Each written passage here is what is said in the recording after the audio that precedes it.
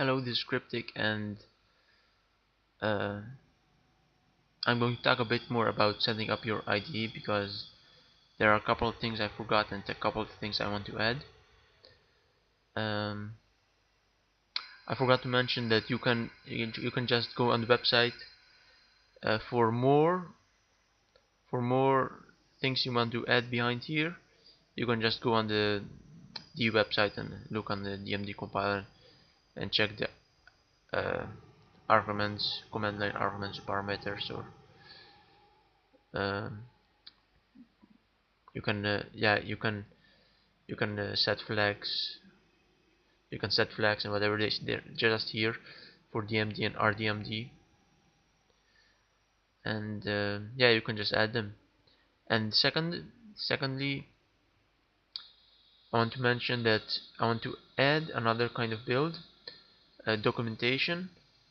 As you can see, I can have a documentation folder. So sometimes it's useful if you want to document your code, and DMD, the decompiler, comes with a documentation tool built in, so you can just document it. Um, First, I think I'll just show you how it works uh, and uh, and then explain how to do it. So I have this file, and there are a bunch of comments there, documentation comments and whatnot. And I added another tool, another thingy or whatever it's called, and I execute it. And then in this folder, um, I get main.html, and if I open it in a browser, I get comments, I get documentation, and yeah, it's generated by ddoc. It's just a built-in tool in uh, in DMD, so that you can use. But um, yeah, let's talk about how it works first. Um, let's now talk about how to implement it in how I implemented it. Well, it's just another batch script again. So doc.bat, it's it's pretty much the same as the build batch script. As you can see, this first line are the same, the second lines are moved the same, but instead of um, put the main here, I have put this dash, capital D, and then D, um, normal D, and then one folder back, and um, \doc. Then this means that it puts it in that folder, and then it deletes the basic things you're not gonna use. And debug, yeah, actually this isn't really needed, but and you know it just uh, it just calls again with the with the this argument and the project path, and it just executes the script basically. Maybe you want to add the wait a second. Well, yeah, don't forget you want to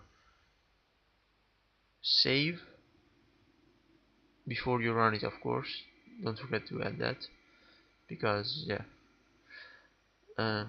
Okay, you can also add a shortcut. I don't know, Control F1. Yeah, let's call it that. About commands in D. Yeah, there are basically two types of documentation commands.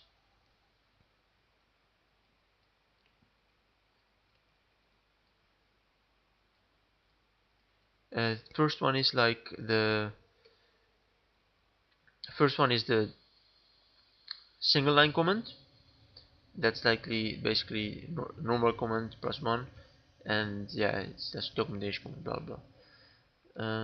Yeah, and the second one is, it's like this and this,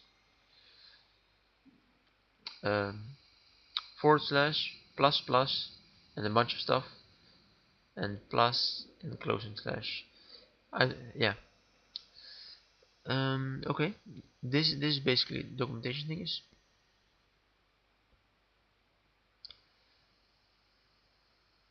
And that's how you document.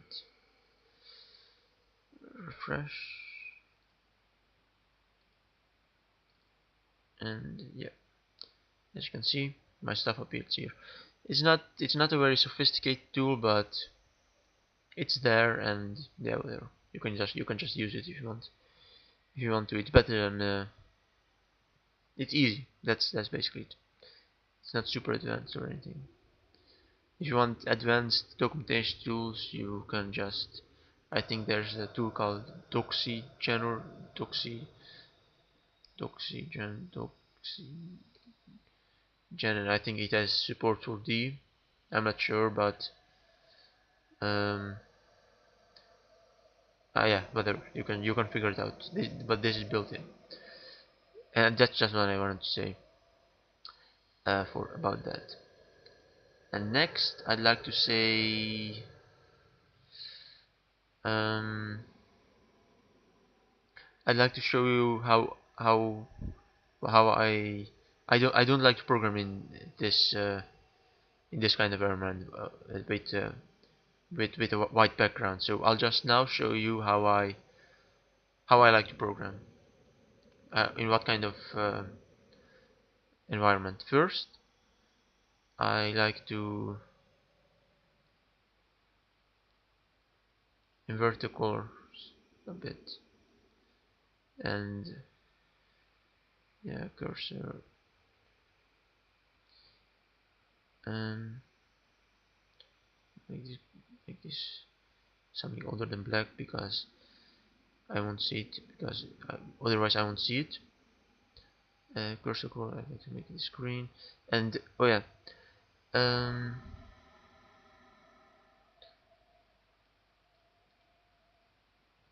line ending is this because I'm on Windows. Tab width, yeah, it doesn't matter, just use UTF. Yeah, encoding you just UTF-8, it doesn't matter.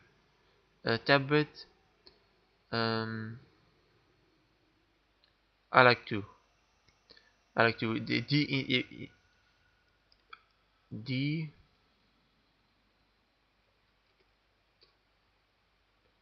um there is a basic decoding style somewhere written down on the website. You can take a look at it if you want to. Yeah, there's a style guide that basically states how to program, how to style your program, de-style programs. But it basically said I have to indent tabs with 4, but I don't like 4, I like 2, so I do that. I like to show line numbers, of course. Um, Visible linings, I don't like that. Visible white space characters, I like that. Then use um, I don't like to use tab. Wait a second. Yeah, I just use spaces because tabs are different on every every computer basically. Some have 4, some have 2, and some have 8. I mean, Notepad in Windows has 8, and you can change that. You can't change it, and you can't really control how other people look at your code with their tabs, So but if you only use spaces, it's under your control. It's more under your control. So yeah, spaces are good. And then um, I of course select different font. Um, you know, just the best programming font in the world, you know, basically called Dina. Um,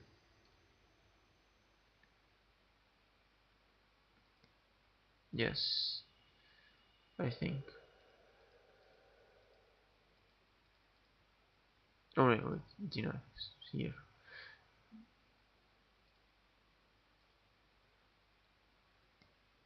Much better, don't you think? I think yes. You can search the Dina fonts on Google or whatever to find it if you want to, but I like this font. Then, um, then I like to change this part of the of the of the of that there because it's too bright. It's not consistent with the black background, so I like to change that. Um,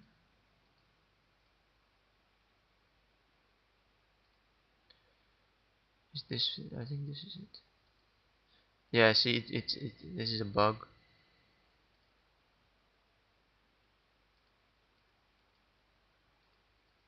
If you set to black, it doesn't become black. It becomes this color. I think it's the Windows color. I'm not sure, but you don't have to set to black. You can just set it to something like this or whatever. I think that will work. Oh wait, I'm just um styles, line numbers, background, more colors. This, yeah, see, just a small workaround. Okay, and yeah, I also like to change. Yeah, you can just mess around with it if you want to. Um, you can just mess around with things and change colors around. I like dark colors, so I don't have too much white light shining in my eyes. And yeah, I also like to add a few things in here. 1 second.